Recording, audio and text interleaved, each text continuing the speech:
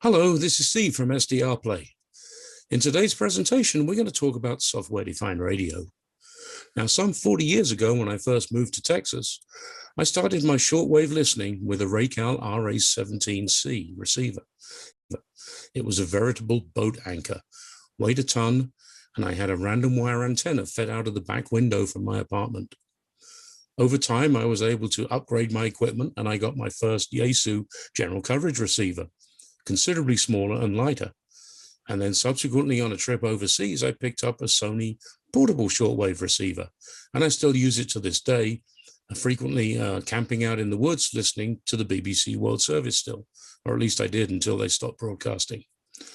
And then I kind of moved away from radio for a while, and I got into satellite TV reception, which was a lot of fun for other reasons. And then just a few years ago, I received a phone call from a friend of mine who I'd been to school with back in the, well, let's say a long time ago back in England. And we'd subsequently worked together at Texas Instruments. And he asked me if I could set up a distribution channel for their software-defined radio in North America. And I said, of course I would. And that was when I had my first introduction to this magic little black box, the RSP1 receiver from SDRplay. So today, my intent is not to tell you how an SDR works. I'm not even going to go into much detail about what they are. But my goal here is to enthuse you to exploring the fascinating world of software-defined radio yourself. It may be you've heard the term in use, but you have no idea what it's capable of. Or it may be that friends of yours have picked up SDRs and you're just curious to find out more what they can do. Or perhaps you already have an SDR and you're just trying to see if there are any other capabilities that might be of benefit to you. The RSP1 I originally encountered has now been upgraded to an RSP1A, and these are really ace receivers. And by ace, what I mean is they're a unique combination of being extremely affordable, extremely capable, and almost infinitely expandable. So first, I'd like to just briefly go over what a software-defined radio is. So your software-defined radio system can be broken down into two main constituents. Firstly, the hardware and then the software. The hardware is responsible for taking a signal from the antenna, amplifying it, filtering it, and then converting it into digital form before passing on for further processing in the software. The software is where the real magic happens. It can demodulate the signal, it can further process the signal, and it can interface to other functions that may produce benefit to you, the user. But first, let's go through briefly some of the key attributes of the hardware itself. There is a wide variety of SDR hardware available today. Starting in the lower left of this chart, we have the 8-bit dongles, and that enables you to put your toes in the water and get your feet wet for only about $10 to $20. So if you don't want to commit too much just to check out this whole SDR thing, that's a good way to start. Then we move into the middle ground, and there are a number of relatively high performance, high capability receivers available for, again, not too much money. And then once you're really entrenched in the business, you may want to look at some of the high-end equipment that offers the optimum performance, although I must be honest, in many cases, it somewhat narrows down the typical applications that can be served with it. So for a way of example, we're going to look at the sweet spot in the middle of a good general purpose SDR receiver as typified by the RSP family from SDRplay. There are a number of different technical parameters associated with SDRplay hardware that may determine what is the best for your application. A number of bits comes to mind. In general, more bits is better. But two of the key parameters that you should really consider up front are the instantaneous bandwidth of the receiver. And what that means is, how big a chunk of the spectrum can the receiver process at one time? For example, the RSP family from SDRplay can process up to 10 megahertz of spectrum at any given time. And then the second key parameter is what is the total coverage range? In other words, over what range of frequencies can you tune the receiver? And again, all the RSP receivers are capable of tuning in a continuous fashion all the way from 1 kilohertz up to 2 gigahertz. And that's one of the things that gives them that amazing degree of flexibility. Now, one of our receivers, the RSP Duo, has a second-party trick, and that gives it the ability to actually monitor 2 chunks of bandwidth at the same time, and they can be widely separated. So if instead of having one continuous 10 megahertz window on the spectrum, you're able to have 2 separate 2 megahertz windows, and that allows this device to tune 2 widely separated frequencies at the same time. So much for the hardware. Now let's turn our attention to the software, and that's really what makes the SDRs tick. So first up, most manufacturers of SDR hardware will either offer their own software packages to work with it, or it will be designed to work with some popular third-party packages that are out there. Let's review some of the ones that are available. SDRuno has been specifically developed for use with the RSP family, although a special version can also be used with other types of hardware. In addition, 3 of the more popular third-party offerings are shown here. SDR Console and HD SDR are Windows-only packages, whereas Cubic SDR is multi-platform. SDRplay has got a multi-platform version of SDRuno on the roadmap, but until such a time as that is released, we must depend on other third-party offerings if you are a Mac, Linux, Android, or Raspberry Pi user.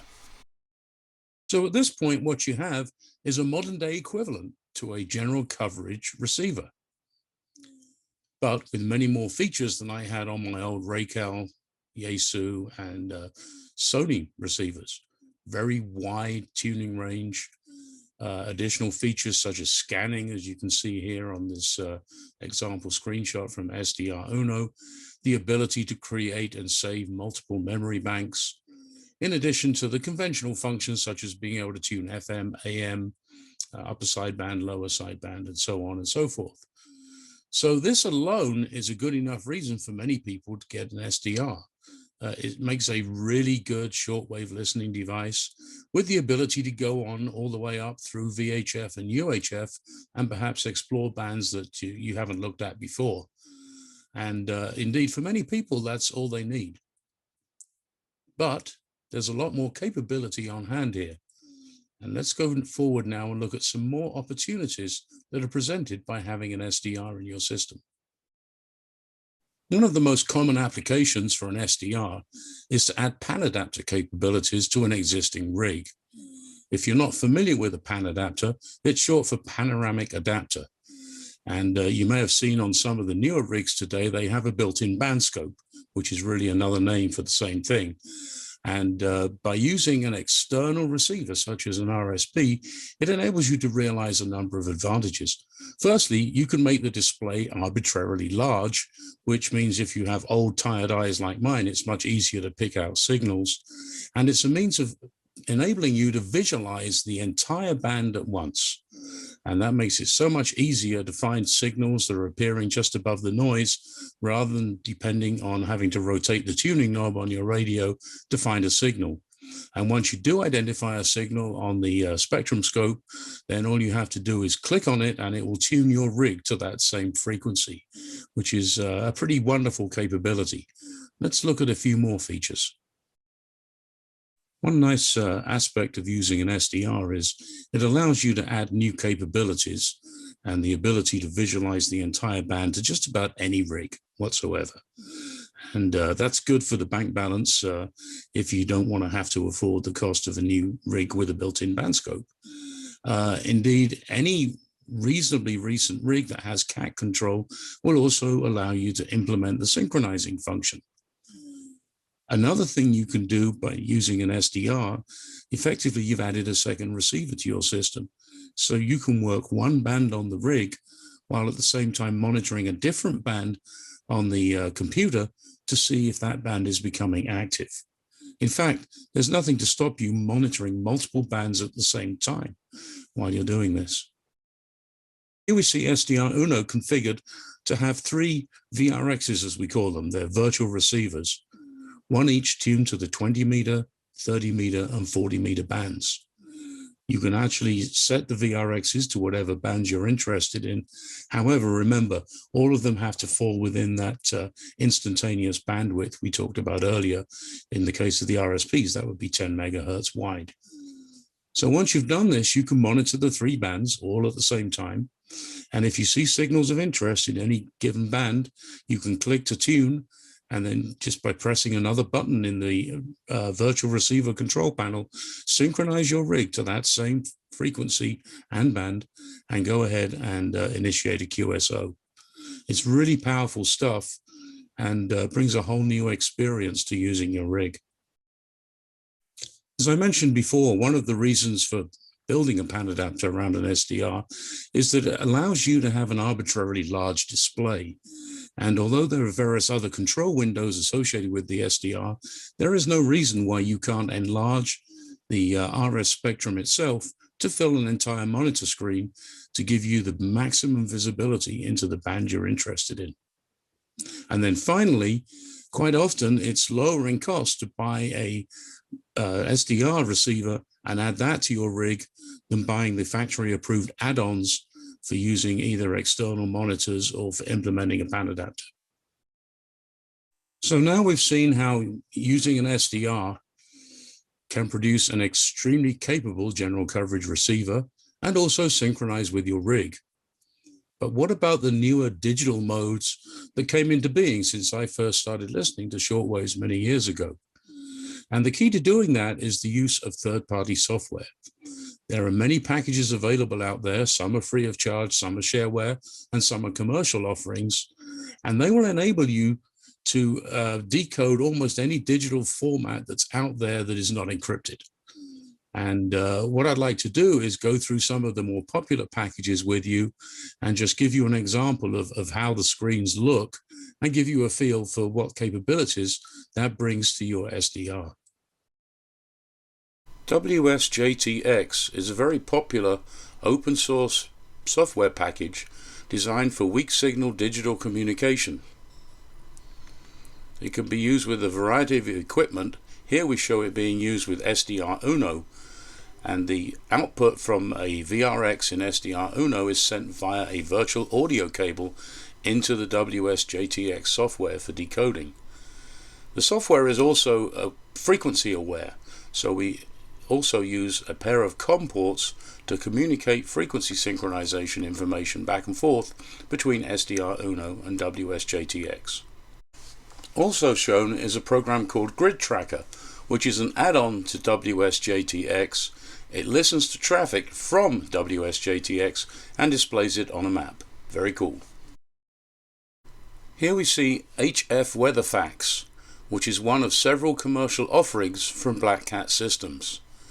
Their products work on multi-platform, Windows, Linux, and Mac. And most recently, they have also added a plugin to SDRuno to simplify the synchronization across virtual audio cables and virtual COM ports. Here we see, as I mentioned, the WeatherFax. They also do slow scan TV and a very popular application called DX Toolbox. Ham Radio Deluxe is another popular commercial software offering. It's actually a suite of programs, including rig control, digital mode decoders, and a logbook. Like the other programs shown here, it can be integrated with SDRuno by means of virtual COM ports and virtual audio cables, and that allows everything to be kept in sync. The HRD frequency readout will match the readout in SDRuno, which will match the frequency readout on your rig. FLDigi is another one of those programs capable of decoding various different digital formats. Here we see it being used to decode narrowband emergency messages, and it also can do WeFax decoding. Again, this software is available on multiple platforms and can be interfaced easily to SDRuno using virtual COM ports and virtual audio cables. No roundup of digital decoding software would be complete without a mention for Multi-PSK. Another very popular program, it also decodes multiple different digital formats. You may be wondering, what is the difference between these programs I've illustrated so far? And indeed there is some overlap. But in some cases, each program will have unique capabilities that's not shared by the others. But in general, just pick a program that suits you and go with it. That was just a sampling of the many types of decoders that are available to you. Not shown there, the Dream digital radio Mondial can also be decoded. And I didn't even show much about aircraft information from ACARS and ALE and so on. And talking of which, we're going to switch gears a little bit now and look at ADS-B. And ADS-B are basically signals transmitted from transponders of aircraft as they fly overhead. There is software available called Dump 1090 for various SDR platforms. It's called that because it tunes in to the ADS-B transponder frequencies at 1.09 gigahertz. It then decodes that information and displays it in the rather unassuming black window you see in the lower left. Much more fun is when you add to that virtual radar server, and what that allows you to do is plot the positions of those aircraft on a map, plot their tracks, and also pull up information about each particular flight. It's a lot of fun to experiment and see all the traffic flying overhead in your neighborhood. Of course, most SDRs can not only tune to 1.09 gigahertz for reception of ADS-B transmissions, they can also tune to the VHF airband, that's around 120, 130 megahertz, for listening to air traffic control. The problem is you can't do both at the same time. However, with the RSP Duo, which has two completely separate tuners, it is perfectly capable of tuning to air traffic control frequencies at the same time as displaying ADS-B information on the map. Switching gears one more time, let's gaze up a long way to satellites. Satellite reception is possible on many different bands, and I'd just like to show you an example of a couple of weather satellite applications you can easily implement with your SDR. The NOAA weather satellites operate at a frequency around 137 megahertz, and a piece of software called Wxtoimg is often used to decode pictures from the satellites, although there are other packages that are also capable of doing this. The pictures are quite spectacular, and the antenna requirements are relatively modest. In fact, these particular pictures were taken with the original RSP-1. The newer GOES satellites operate at frequencies around 1.7 gigahertz and require receive bandwidths of 5 megahertz or more. So you'll want to be careful to ensure that your SDR of choice has sufficient specifications to handle this, as indeed do all members of the RSP family. Again, various software is available for LRIT and HRIT decoding, and similar software exists for the Meteor satellites as well. We recently introduced a plugin system for SDRuno. The goal of that was manifold. Firstly, it allows you to more easily interface with those third-party programs by implementing the virtual COM ports or virtual audio cables, allowing you to hook up to them much more easily. It also allows other capabilities to be added to the basic SDRuno functionality. Shown here is one example called FRAN, or Frequency Annotator, and as you can see from the radio spectrum, it enables you to identify particular signals within the band. FRAN calls on existing databases of various stations that broadcast regularly. In addition, there's a similar plugin now available for DX clusters, and basically that will show any active spots from operators that are using a DX cluster server. So a lot of capability is constantly being added to the software, once again, expanding the capabilities of what you can do with your SDR. I hope you found the preceding examples helpful. We didn't attempt to go into any great detail due to time constraints within this seminar, but a great deal more information is available on our website about using SDRuno and an RSP with many different third-party types of software. As you can see, the addition of a software-defined radio can be part of a complete ecosystem within your shack. As we've seen, we can use it simply as a general communications receiver, or we can keep adding capabilities. We can synchronize with your rig to implement a Panadapter, or we can interface to third-party software and do all sorts of digital decoding functionality, logging, annotating, interfacing with databases and so forth. And then finally, it gives us new options in terms of interface devices. The tuning knob on your radio may be replaced with a keyboard and a mouse, or indeed you could use a tuning dial on the PC to replicate the functionality of the knob on your rig, and at the same time add some buttons for additional functionality like band switching and so forth. There really is very little limit to what you can do with such a setup, and I hope that you'll be inspired to go off and try this for yourself. Thank you for attending our webinar, and I hope even those of you experienced in the use of SDRs found at least a few snippets of new information right there.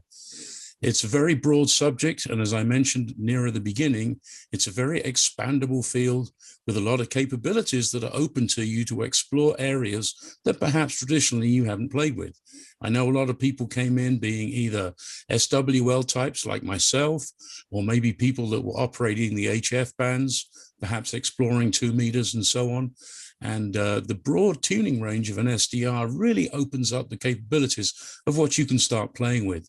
I know a lot of people then went on and they started building antennas specifically for satellite reception, although some people get good results just using simple discone antennas. So the sky really is the limit, literally, when it comes down to an SDR. And we have a number of resources available to you, which you can see on the side here. You can navigate to just about all this information. Just remember SDRplay.com. And with that, I would like to open up the discussion to any questions you may have.